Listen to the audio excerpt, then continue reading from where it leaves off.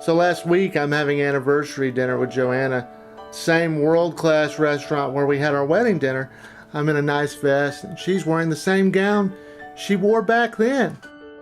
About halfway through the meal, this lady comes up to me and says, "When your wife walked in, everybody turned and looked and she just dazzled the room.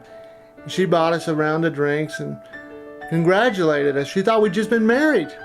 I said, no, this is our 10th wedding anniversary. And she went, "Wow, what's your secret?"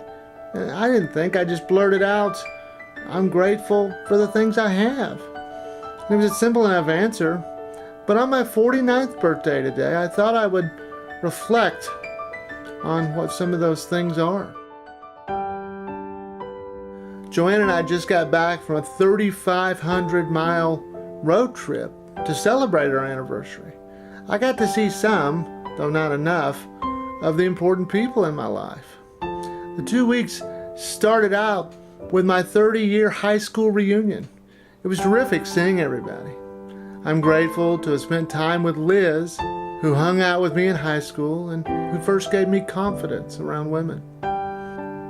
I'm grateful to have seen my creative writing teacher, Bob Reed, and help him with a promo for his new book. I'm grateful to see my high school creative writing pals, Margaret, Mary Louise, and Elise. Particularly grateful to Elise, who helped me on a recent book project. And Wendy Lacey, a true blue friend. I'm grateful to her for taking out time on her birthday to really help me out.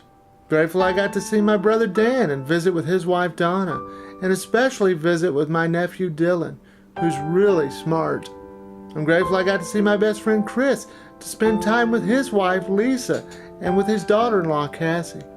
I'm grateful I got to see my Aunt Lynn, to personally give her a copy of my new book, which I dedicated to her for all of her years of support and love. I'm grateful I got to spend time with my in-laws, Joyce and Howard, to celebrate Howard's 80th birthday. I got to see my niece Nikki, who's all grown up. I'm thankful I got to meet James's boys.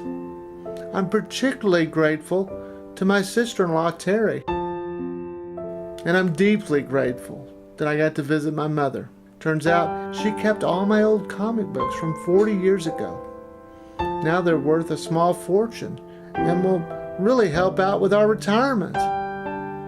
Finally, I'm grateful I got to spend time with my wife, touring TCU, visiting the newly renovated spot where we first met in 1986 and where I proposed to her 17 years later.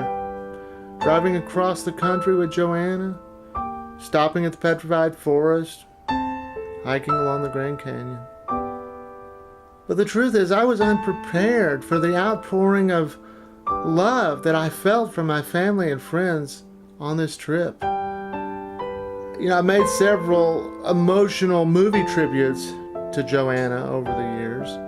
Finally, when she saw the last one, she said, "David, I don't know what to say in the face of these profound expressions of love." And after this trip, I can kind of relate to what she was saying. I never felt anything like the love I felt the last couple of weeks. So I'll just take my own advice I gave my wife, and simply say to all of you who've made me feel so profoundly lucky and loved, thank you.